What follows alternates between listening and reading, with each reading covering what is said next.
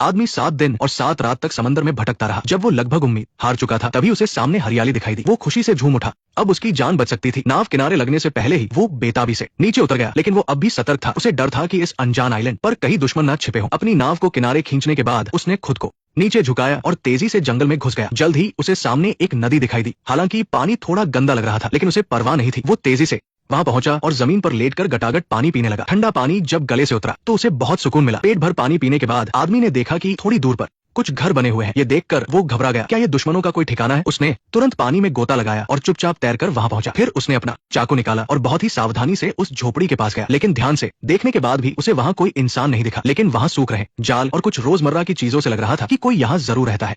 तभी उसके सामने एक चर्च आ गया। इसे देखकर आदमी ने राहत की सांस ली, लेकिन उसी वक्त कुछ आवाजें आई और सफाई करती हुई एक नन बाहर आई। जैसे ही दोनों की नजरें मिली, दोनों एकदम से हैरान रह गए। नन को यकीन नहीं हुआ कि उसने किसी आदमी को देखा है, और आदमी ने भी नहीं सोचा था कि यहाँ कोई नन मिलेगी। ये जानने के बाद कि आइलैंड पर सिर्फ वो नन है, आदमी की पूरी टेंशन खत्म हो गई। बिना ये सोचे कि नन क्या कहेगी, वो सीधे चर्च के अंदर चला गया। इतने दिनों तक समंदर में भटकने की वजह से वो पूरी तरह से टूट चुका था। वो बहुत थक गया था और बस किसी ठंडी जगह पर सोना चाहता था। फिर उसने नन की परवाह किए बिना जमीन पर ही लेटकर गहरी नींद ले ली। आधी रात को आदमी किसी अजीब सी चीज से अचानक उठा। नींद में ही जब उसने सामने का नजारा देखा तो वो बुरी तरह डर गया। उसने तुरंत उठकर बिना कुछ कहे तेजी से मोमबत्ती बुझा दी और फिर उसने नन को डांटना शुरू कर दिया। उसने कहा कि उसे लाइट के नियमों का पालन करना होगा, क्योंकि एक छोटी सी चिंगारी भी 20 मील दूर बैठे दुश्मनों को उनका पता दे सकती है। नन ने कोई जवाब नहीं दिया, बस सुबह होने पर आदमी को बताया कि ये एक अनाम कोरल आइलैंड है जो वॉर जोन से काफी दूर है। इतना कहकर वो आदमी के लिए खाना लाने चली गई। आदमी को थोड़ा अजीब लगा, क्योंकि उसने कई दिनों से कुछ नहीं खाया था, इसलिए उसने सारा खाना झटपट खत्म कर दिया। लेकिन उसका पेट अभी भी नहीं भरा था। उसने नन से कुछ और खाने को मांगा, लेकिन नन ने बताया कि अब कुछ भी खाने को नहीं बचा है। ये सुनकर आदमी को बहुत बुरा लगा। उसने सोचा भी नहीं था कि वो एक नन का खाना छीन लेगा।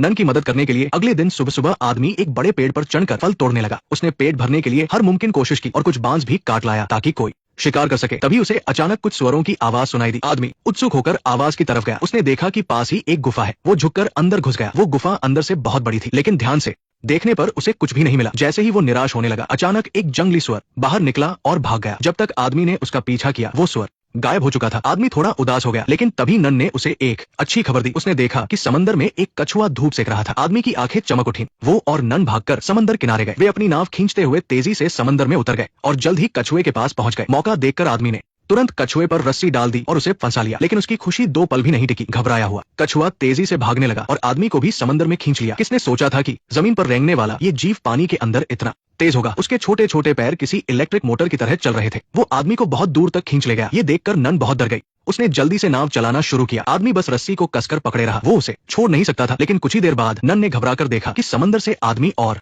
कछुआ दोनों गायब हो गए थे। ये बहुत डरावना था। वो रोने ही वाली थी कि तभी अचानक आदमी पानी के बाहर आ गया और उसने नन को आवाज लगाई। नन तेजी से अपनी नाव लेकर वहां पहुंची। लग रहा था कछुए की ताकत खत्म हो चुकी थी। नन ने जल्दी से आदमी से रस्सी ली और उसे मजबूती से नाव पर बांध दिया। फिर उसने आदमी को पानी से बाहर निकाला। उस वक्त कछुआ अभी भी तड़प रहा था, लेकिन वो अब पूरी तरह हार चुका था। थोड़ी ही देर बाद वो उनका स्वादिष्ट खाना बन गया। जब वे दोनों इस खाने का मजा ले रहे थे, तभी आसमान से एक प्लेन की तेज आवाज आई। आदमी को तुरंत खतरे का एहसास हुआ। उसने जल्दी से नाव को एक सुरक्षित जगह पर छिपा दिया और पास पड़े पत्तों से खुद को और नन को ढक लिया। प्लेन जल्द ही चला गया, लेकिन आदमी को पता था कि ये जगह अब सुरक्षित नहीं है, क्योंकि वो प्लेन दुश्मनों का था और हो सकता है कि बहुत सारे दुश्मन यहाँ आ जाए। कुछ ही दिनों बाद उन दोनों ने पहाड़ से दुश्मनों का एक युद्धपोत देखा। कुछ ही देर में बहुत सारी नावें उस आइलैंड की तरफ आने लगी और जल्द ही उन्होंने इस जगह पर कब्जा कर लिया। गनीमत थी कि आदमी और नन उस जंगली सुअर की गुफा में जाकर छिप गए थे, लेकिन उन दोनों ने ये कभी नहीं सोचा था कि ये दुश्मन इस जगह को अपना अड्डा बना लेंगे। ऐसा लग रहा था कि वे जल्दी नहीं जाने वाले। ये उनके लिए बड़ी मुसीबत थी, क्योंकि ज्यादा समय बीतने पर खाने की समस्या होने लगी। पेट भरने के लिए आदमी को खतरा मोल लेकर समंदर के किनारे मछली पकड़ने जाना पड़ा। बिना ज्यादा मेहनत किए उसने लगभग 100 किलो की एक बड़ी मछली पकड़ ली। लेकिन अभी वह खुश भी नहीं हुआ था कि दुश्मनों की पेट्रोलिंग बोट वहां आ गई। शुक्र है कि उसने तुरंत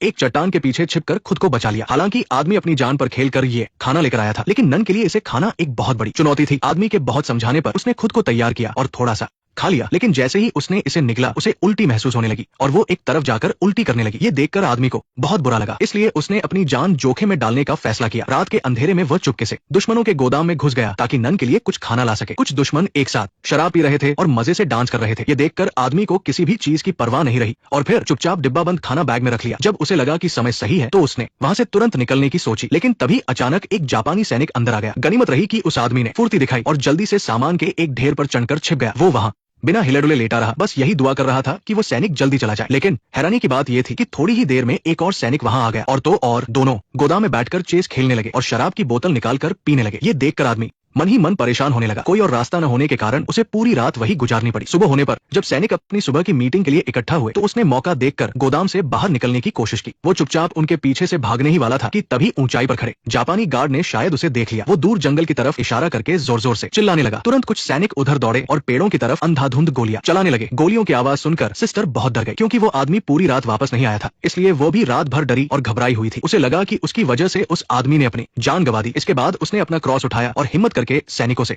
बात करने चल पड़ी। वो चाहती थी कि उन्हें उस आदमी को मारने का पछतावा हो, लेकिन तभी अचानक वो आदमी उसके सामने आ खड़ा हुआ। असल में सैनिकों ने एक जंगली सुअर का शिकार किया था। आदमी खुशी खुशी अपना लाया हुआ सारा सामान बाहर निकालने लगा। उसे बिल्कुल अंदाजा नहीं था कि पास खड़ी सिस्टर खुश नहीं थी। वो कल रात सो नहीं पाई थी और लगातार उस आदमी की सलामती के बारे में सोच रही थी। उसने पहले कभी ऐसा महसूस नहीं किया था। सिस्टर ने हिम्मत जुटाकर आदमी से कहा कि चाहे कुछ भी हो जाए वो उसे दोबारा ऐसे परेशान न करे। सिस्टर के इस खास अंदाज से आदमी को भी कुछ समझ में आ गया। जब सिस्टर सो रही थी तो आदमी ने प्यार से एक तोहफा तैयार किया। उसने अपने हाथों से एक सुंदर कंघी बनाई। अगले दिन जब सिस्टर सोकर उठी तो उसने अपने सामने एक लाल फूल और वह प्यारी सी कंघी देखी। ये देखकर उसके चेहरे पर एक जवान लड़की जैसी शर्म आ गई। मौके का फायदा उठाते हुए आदमी ने भी सिस्टर से अपने प्यार का इजहार कर दिया और सिस्टर ने भी उसे बताया कि वो अभी भी ट्रेनिंग में है और उसने अब तक भगवान के सामने पूरी तरह कसम नहीं खाई है। जब वे दोनों एक दूसरे से अपने दिल की बातें कर रहे थे तभी अचानक गुफा के बाहर जोरदार धमाके की आवाज आई। दोनों रेंगकर गुफा से बाहर आए और देखा कि दूर समुद्र के किनारे भयंकर लड़ाई चल रही है। इसके बाद बहुत सारे लड़ाकू विमान उनके सिर के ऊपर से तेजी से गुजरे। अगले दिन सुबह सुबह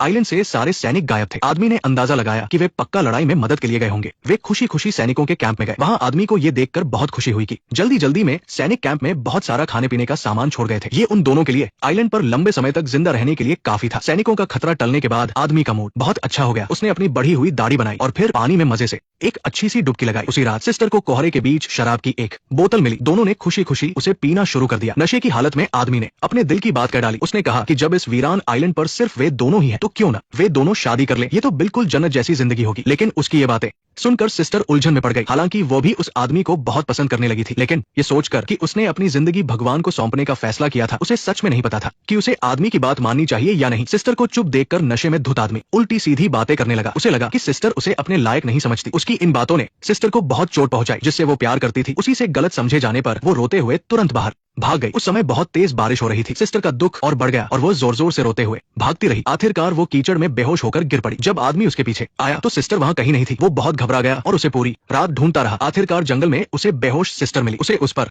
बहुत तरस आया और उसने तुरंत उसे गोद में उठाया और कैंप की तरफ भागा। लेकिन तभी समुद्र के किनारे सैनिकों का जंगी जहाज फिर से दिखाई दिया। ऐसा लग रहा था कि वे वापस आ गए हैं। मजबूरी में आदमी को सिस्टर को वापस उसी जंगली सुअर वाली गुफा में ले जाना पड़ा। रात भर बारिश में भीगने के कारण सिस्टर को तेज बुखार आ गया था। हालत खराब होते देख आदमी ने तुरंत अपने कपड़े उतारे और सिस्टर को उड़ा दिए। फिर वो गुफा के बाहर आया और पहाड़ी के नीचे सैनिकों को देखने लगा। अचानक उसके दिमाग में एक खतरनाक आइडिया आया। जब किसी का ध्यान नहीं था तो वो चुपके से उनके टेंट में घुस गया और एक कंबल चुराकर वापस जाने लगा। लेकिन तभी उसका सामना एक सैनिक से हो गया। आदमी ने बिना कुछ सोचे अपनी छुरी निकाली और उसे मार डाला। फिर उसकी लाश को समुद्र में फेंककर वो तेजी से गुफा में वापस आ गया। उसने सिस्टर के गीले कपड़े बदले और उसे वो नर्म कंबल उड़ा दिया। तीसरे दिन जाकर सिस्टर को होश आया। उसने कपड़े बदलने के लिए आदमी पर कोई गुस्सा नहीं किया, बल्कि उसे अपनी गलती पर पछतावा हो रहा था कि उसकी वजह से आदमी को दोबारा अपनी जान जोखिम में डालनी पड़ी। आदमी को लगा था कि सिस्टर गुस्सा होगी, लेकिन ये सुनकर उसे बहुत तसल्ली मिली। सिस्टर भी अब समझ चुकी थी कि अगर इस वीरान आइलैंड पर वे दोनों ही हैं तो अब सिस्टर बने रहने का कोई मतलब नहीं है। और तभी बाहर सैनिकों ने आग लगाना शुरू कर दिया। उन्होंने पक्का उस लाश को